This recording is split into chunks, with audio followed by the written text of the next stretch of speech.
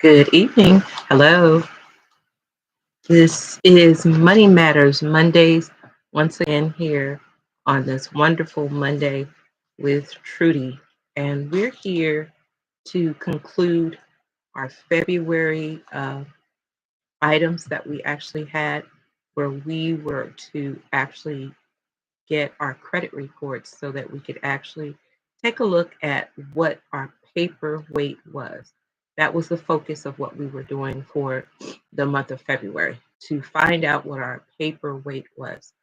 And I'd instructed everyone to use um, annualcreditreport.com to actually get a copy of their credit report. So it's very important that we know exactly what people are saying about us on paper. So hopefully, many of you have gotten that. You've actually taken a look at your credit reports.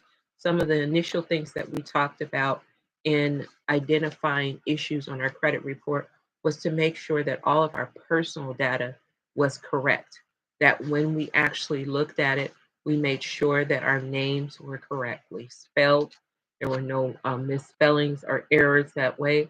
We made sure that our addresses were correct. And I told you that the address and the actual name that you're going to use is the one that you legally use on your driver's license. So if that did not happen and you found some type of erroneous information on your credit report, that is something that you want to start to clear up, because these minor areas can actually cause hesitation and cause doubt sometimes when you have an underwriter evaluating your credit, because they want to see the consistency of what's going on. It's just like making a cake. You want to make sure that all the right flavors are put in there so the end product comes out correctly. That when you start to cut corners where it says butter and maybe you put margarine in it, or it says eggs and you just omit the eggs, that there's a different outcome of that expected product. So it's the same exact formula when we're looking at doing our personal business in regards to our credit. Knowing our paperwork helps us to be able to stand up and actually uh, justify our credit, because we're going to go out there, because the bottom line is that we don't want to overpay for things that we shouldn't have to. And by knowing your paperwork and keeping your credit in order, then you can actually get the premier rates for things. You're not paying the high end, or the I call it the credit rebuilders rate, for things where you're paying 32% or 29% for credit cards. You're actually going on the lower end, the things that mainstream, I would say mainstream credit users are basically using. But if it is your plight that you're there, that's where you have to start. That's where you'll go, and then you'll fix all of that so that you can get into that range. Now, we talked about um, looking over your credit report, making sure that anything that's on there, if it's accounts, making sure your account numbers are correct, making sure that your balances are correct, making sure that when you actually open an account, because what we have most of the time, sometimes, I won't say most of the time, sometimes what we find is that our credit has been subject to credit takeover or credit identity theft. And sometimes you can identify that people have gone through your credit and actually opened up new accounts that you don't know. So we talked about when we start to identify items that are not correct on our report, what do we do with these things?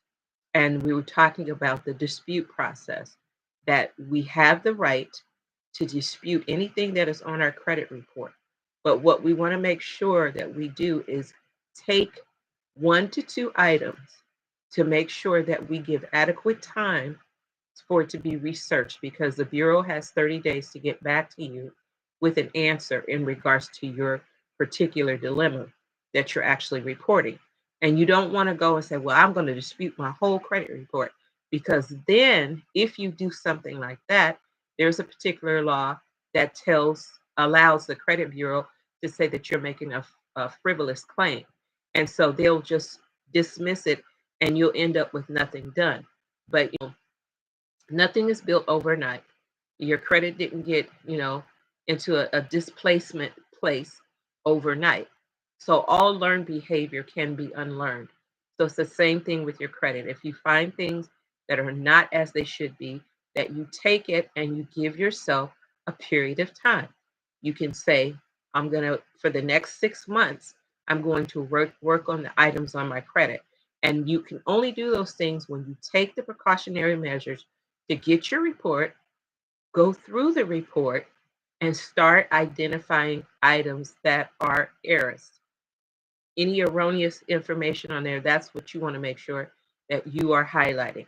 So when you go through and you look at your credit report, you're going to look at the account info and the account name. Is it the actual name that you can recall that if you open a Macy's account, that it's showing Macy's on this particular credit report?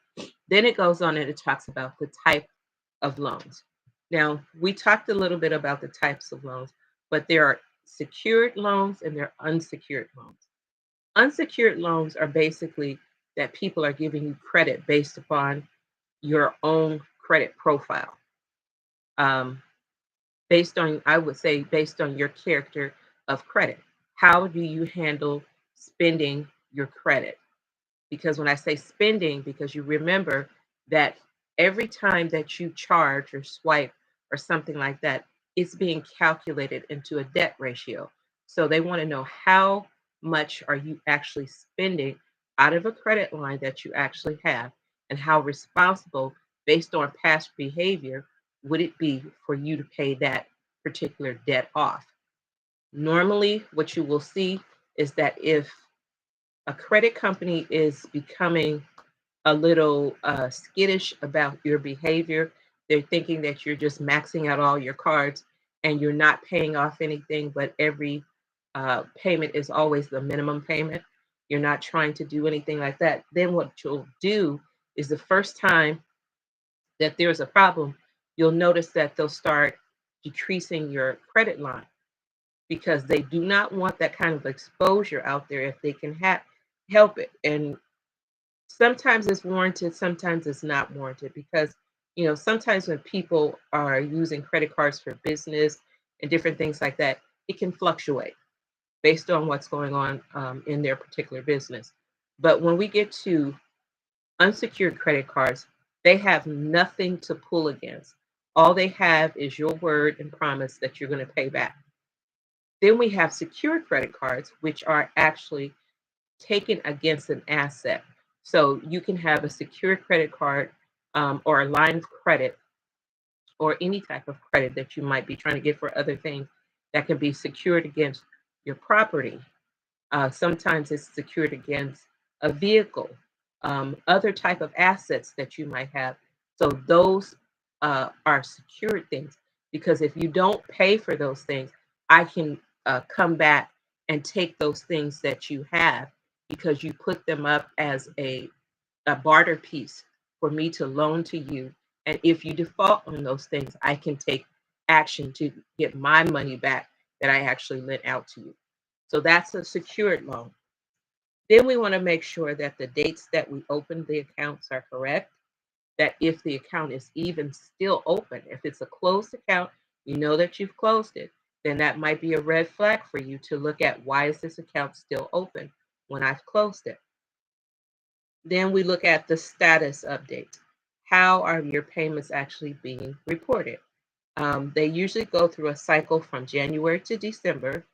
Excuse me, from January to December. And when they do that, they actually put check marks, some put 30 days. So there's a 30-day payment, a 60-day payment, a 90-day payment, a 120-day payment, a 150-day payment. Now, you don't want to get past a 90-day because you're seriously starting to ding your credit at that point.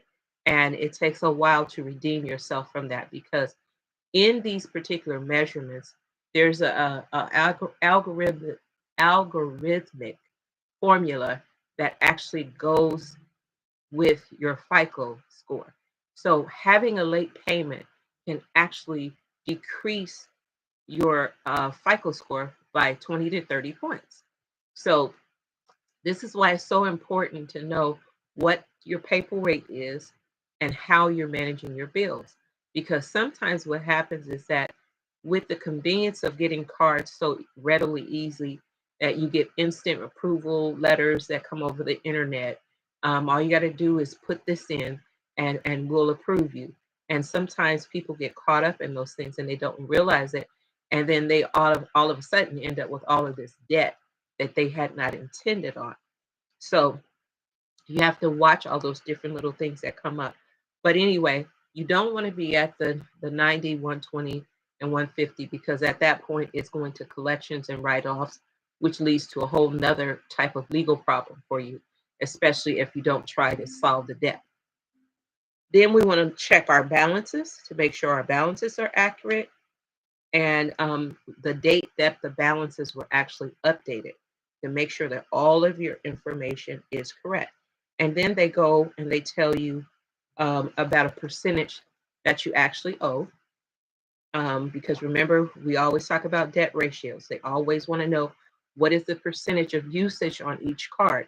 We always talk about that. 30% is the premier amount that we're supposed to have exposed on every card that you have, just 30%. Because what happens is the general trick that happens, especially in retail, you're getting ready to make a purchase and they're saying, oh, we can give you a credit card for this.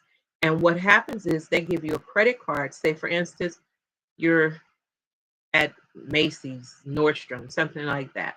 And you're getting ready to purchase something. And they're like, oh, well, we're going to open you up a card for $500.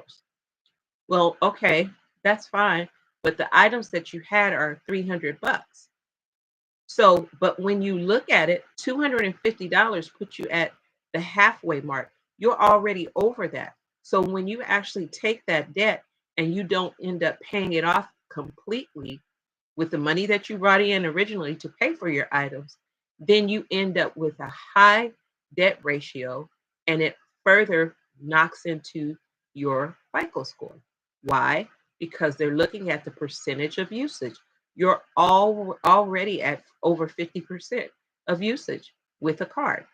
So when you look at these cards, you have to really understand how much money can I use for these before it starts to hurt me.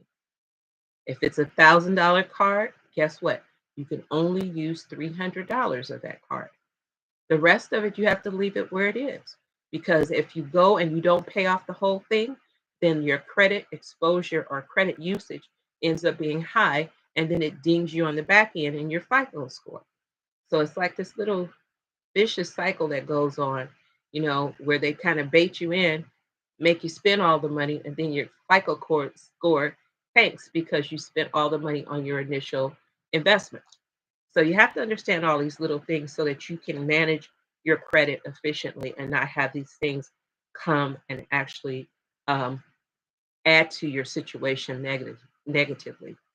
So then you have your terms. Make sure your terms and conditions.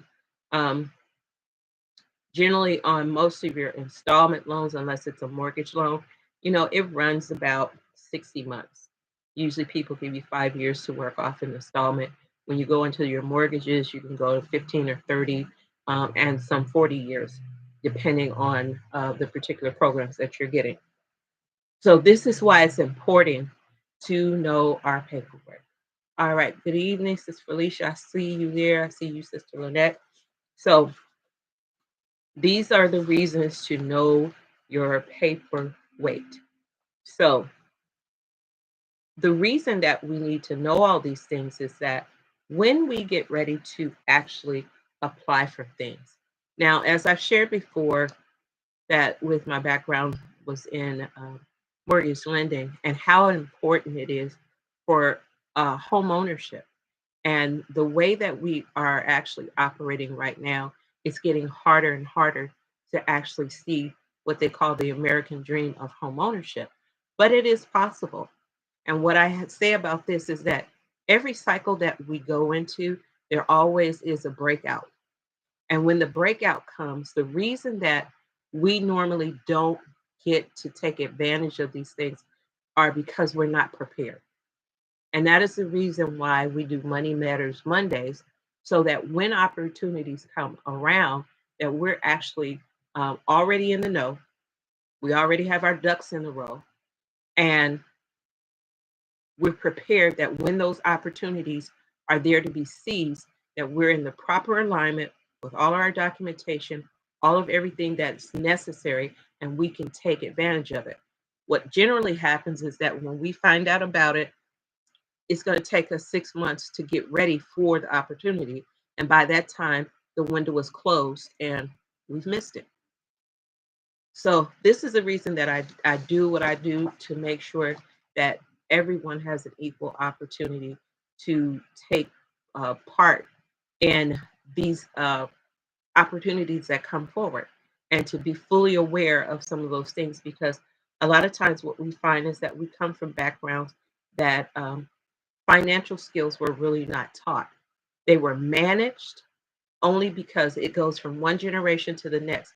How your mother paid bills is generally how you paid bills. If she didn't have good financial habits, that means that you won't either, unless you do something to change and educate yourself. And that's just how it is. It goes that way completely in our lives, that whatever our parents did or the examples they left, those are the things that we do. So we want to make sure that we have good credit. We don't have good credit right now, it's okay, that we can work on having good credit, so that when the opportunities, like I said, do come along, that we're able to actually take part in those things. Having good credit allows us and affords us to have better rates.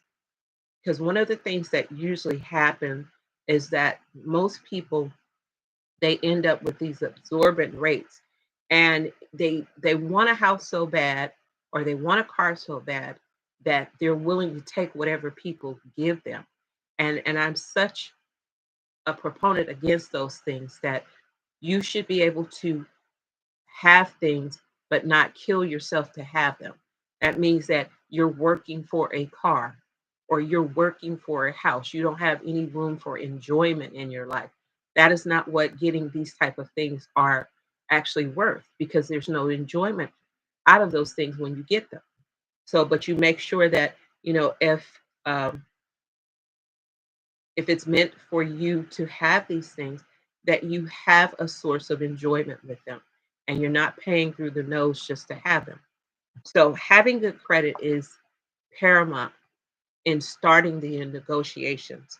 Then the next thing that you need to make sure that you have is sensible saving practices. Now, we talked about this when we initially started Money Matters Mondays, and we talked about looking at our budgets, talking about things in our budget, how we can massage and eliminate unnecessary things. Like we talked about, instead of going to get Starbucks every single day, where we're spending $5 a day on coffee, 5 days a week, which is $25. So versus buying coffee where we make our own coffee and we put it in our own thermoses or whatever containers that we have, we're saving the earth from a certain standpoint, because we're not adding to the carbon footprint. And as well as we're saving for our own selves. One of the things that I find most often that happens is that we don't get into the practice of paying ourselves first. What we do is start to divvy out to bills, bills, bills, bills, bills. And then when we look at this, we don't have anything available for ourselves. People say, I don't have anything to save. Yes, you do. When you start to look at how you're spending what you have available, and I always advise that starting off initially when you do your budgets, that you have some kind of journal or something like that where you track every dime that you spend. This is the way that you get to identify where you can cut things out of your budgets, to see where you have the availability to actually save money. So say for instance, and I'm not saying deny yourself, but I'm saying every single day you don't need to pay $5 for a cup of coffee. When you could buy coffee for maybe, if you find it on sale, I kind of think coffee is coffee to me. Some people believe otherwise.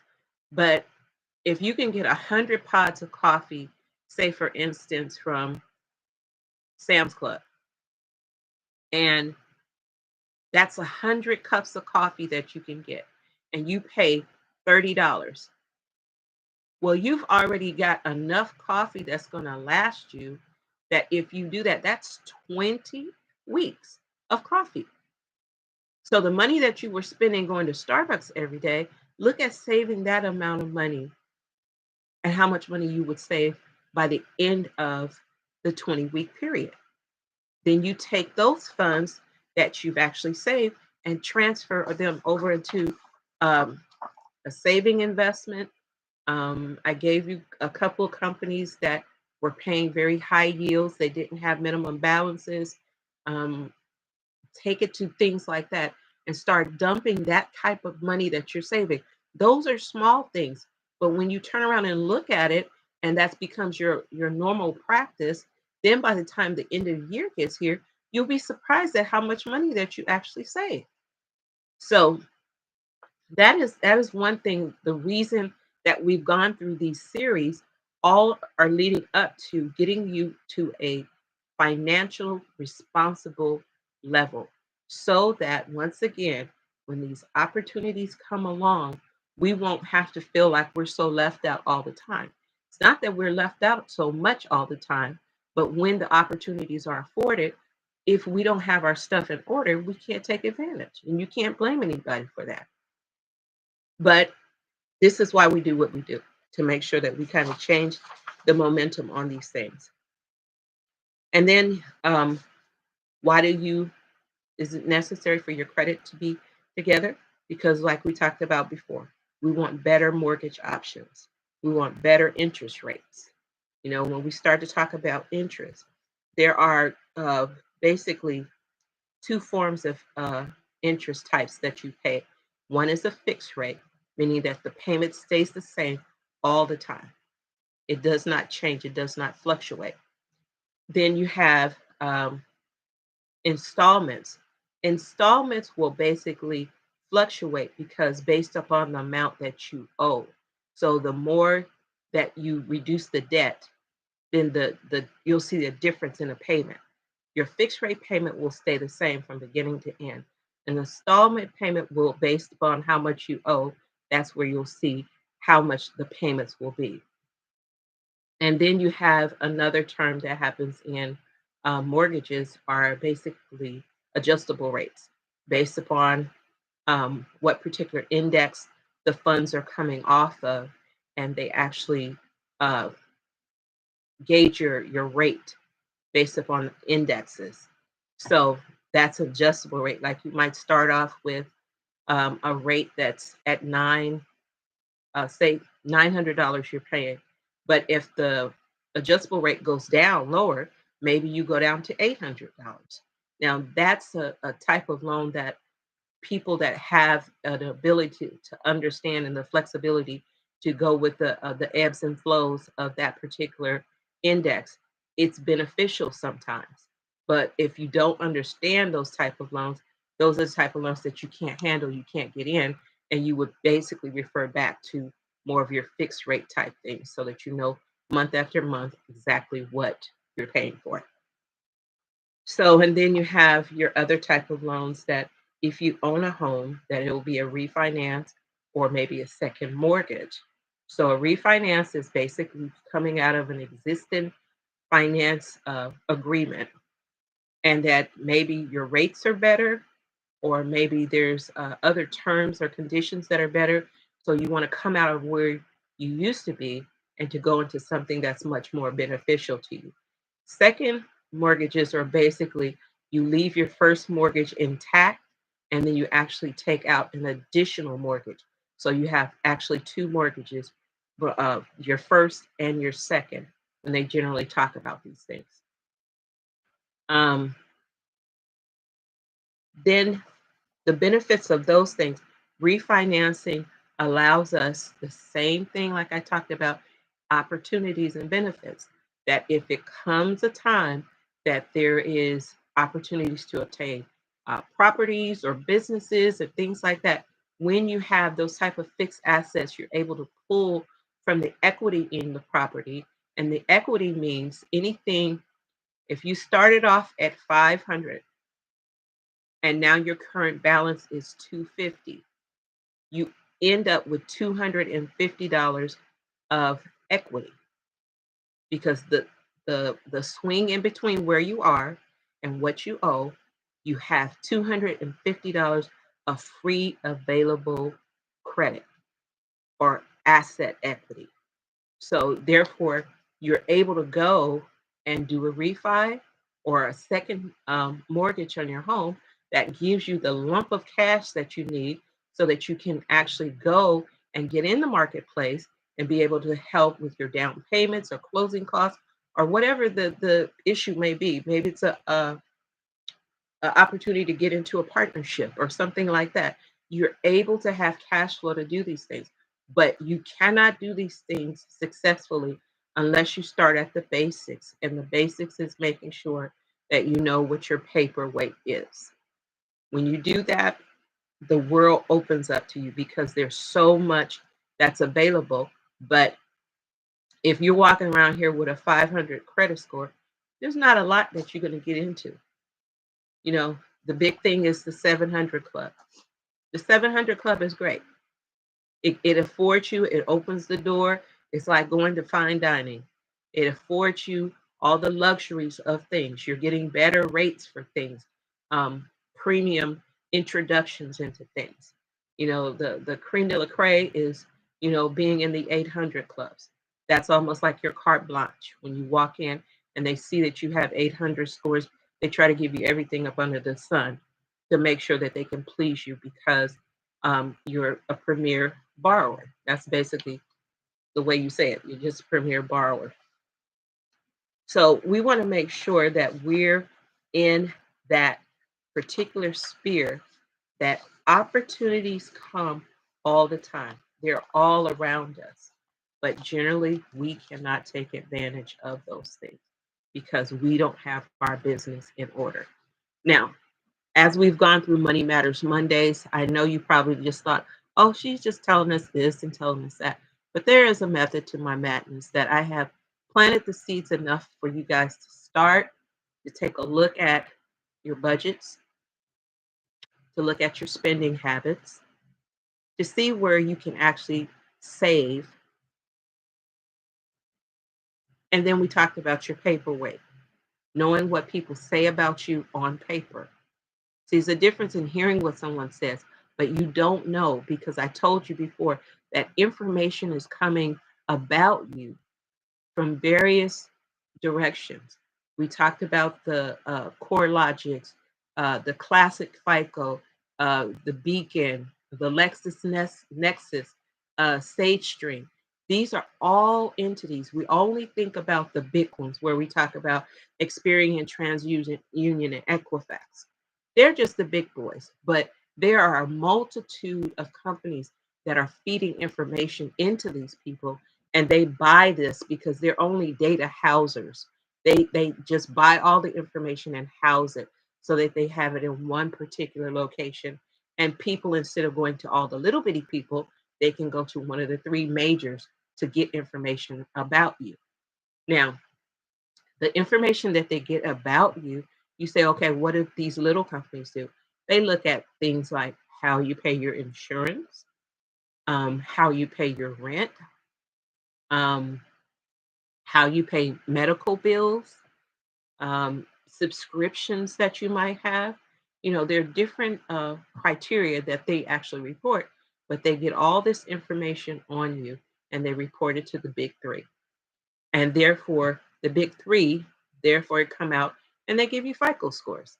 And the FICO scores basically tell where are you going to fall in the food chain based on credit rating. Are you going to get prime? Are you going to get subpar? Subpar means that it's below the market.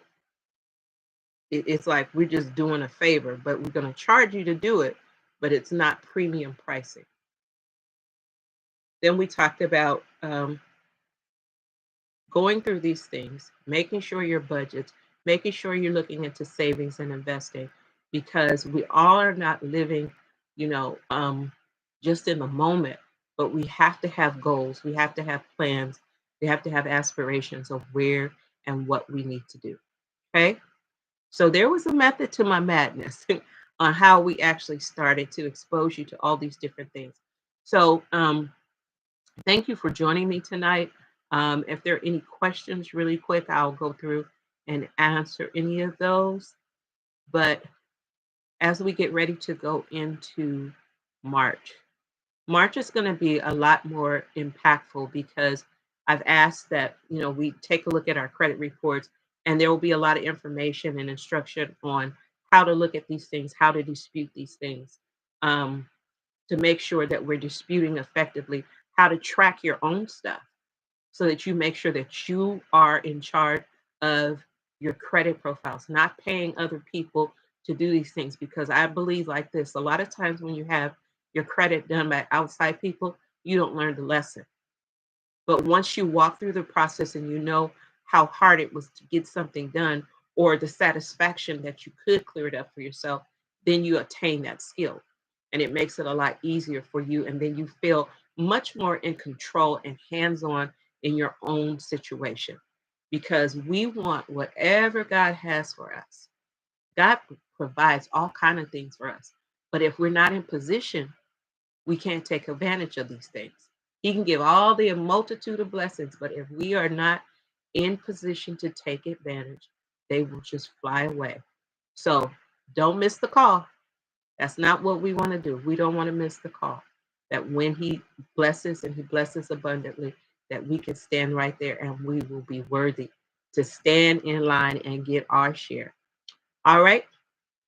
All right. So thank you so much. I will look forward to seeing you next Monday, and we will hit it hard and heavy on going through things. And what I'd like for you to do, if you have your credit report, start circling some of the things that may be erroneous or you have questions about, so that we can have better dialogue about these things. And I'll reach out on our page to ask for some questions so that we have some Q&A before we actually start, and maybe start doing some reviews or actual reviews, um, live reviews, which will be nice. We won't disclose any of the personal pertinent information, but it'll be scenarios about things. Okay. So thanks again for joining me, and I will see you next Monday at 7 o'clock for Money Matters Mondays. Have a good evening. Bye.